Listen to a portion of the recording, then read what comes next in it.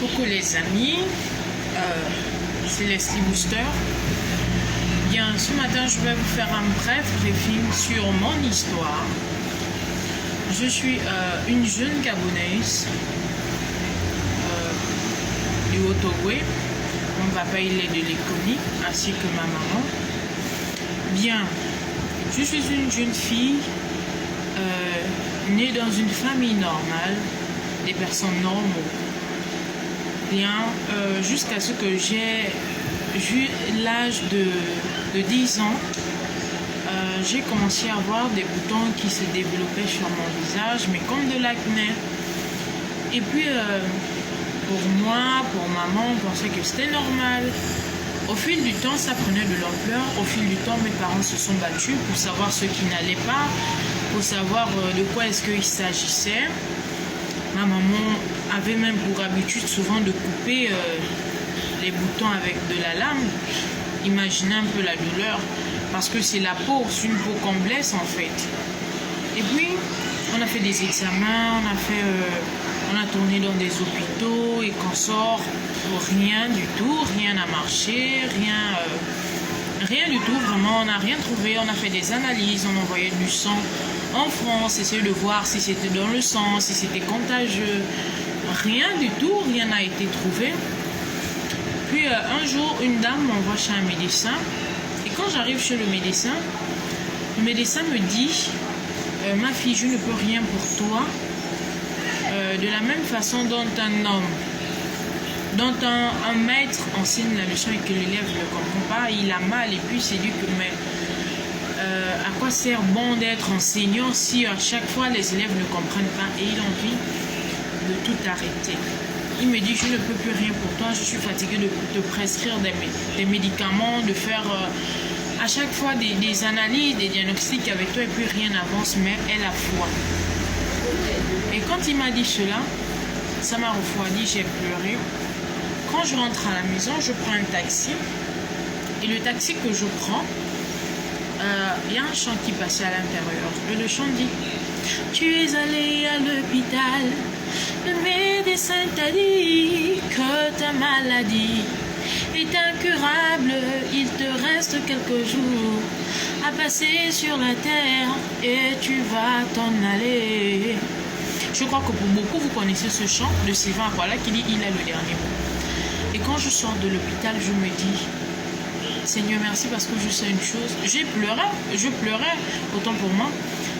Et quand je suis sortie de l'hôpital, je me suis dit « Seigneur, je te dis merci parce que je sais une chose. Que ma guérison, la provenance de ma guérison, de ma délivrance ne viendra pas d'un homme, mais viendra de toi. » Et pour ça, je me suis accrochée à lui. Pour ça, je me suis donnée tout entièrement à lui. Ce qui fait qu'aujourd'hui, j'ai pu m'assumer. Ce qui fait qu'aujourd'hui, je suis la Leslie Booster. Booster dans le sens où j'ai envie de booster les gens par mon témoignage en disant que ne te dis pas que ce que tu crois être terminé est terminé. Non, c'est pas encore fini. Ce que tu crois être fini n'est que le début du commencement de ta gloire. Alors toi aussi, sois un booster. De la même façon dont les gens consomment la booster et que ça saoule, que ça rend ivre, de cette même façon, tu dois apprendre à saouler les gens. Saouler dans le bon sens où les personnes doivent être captivées par ce que tu dis, les personnes doivent être captivées par ton histoire, parce que tu as quelque chose à apporter. Et c'est ce que moi je vous apporte, c'est ce que moi je donne. Dans la Bible, on dit le plus, même pas dans la Bible, il y a un adage qui dit que le plus beau homme ne peut donner que ce qu'il a. Je ne suis pas riche, mais ce que je donne, c'est ma force. Ce que je donne, c'est mon courage de dire à quelqu'un que ce n'est pas encore fini. Si tu crois que tout est fini, laisse-moi te dire qu'il y a quelqu'un là-haut qui te regarde et qui sait qu'il y a un temps pour toutes choses. C'est vrai que ma vidéo elle est un peu longue, mais merci d'écouter, merci de partager. Et je voudrais aussi ajouter par-dessus tout, c'est pas parce que tu traverses une situation, c'est pas parce que tu traverses un problème que les gens ne connaissent pas, que tu vas te dire que toutes les propositions qui viendront à toi, tu vas courir après parce que tu as besoin de la guérison. Non, pas du tout. Alors là, je dirais non, pas du tout. apprenons à faire preuve de discernement. C'est pas tous qui sont pasteurs, c'est pas tous qui sont gambas, c'est pas tous qui sont des meilleurs médecins, mais le Seigneur a la capacité de révéler à chacun de nous le bon du faux. Alors, lorsque quelqu'un vient te proposer une chose, je connais un prophète, je fais ceci, je fais cela, assieds-toi et demande au Seigneur si c'est vrai. Confirme-moi par ta parole. Si c'est vrai, confirme-moi. Mais ne t'aventure pas parce que tu as besoin de guérison, parce que tu as besoin de délivrance. Non. Sois ce booster.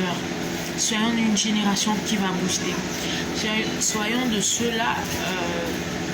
En fait, lorsque nous partirons, lorsque nous ne serons plus, mais nous laisserons nos marques derrière. C'est ça la génération booster. La génération booster, c'est opérer dans la chirurgie de l'espoir. Chirurgie de l'espoir, c'est opérer les âmes. Chirurgie de l'espoir, c'est aider à faire, apprendre à faire aux gens à prendre conscience de ce qu'ils ont. La génération booster, la chirurgie de l'espoir, c'est rendre son handicap en un sujet de joie. C'est transformer sa faiblesse en joie. Alors c'est pourquoi ce matin, en ce 27 décembre 2019, je viens vous dire je vous aime. Merci d'écouter, merci de partager. Que la joie, la paix de notre Seigneur soit avec vous. La suite, c'est pour bientôt. Bisous.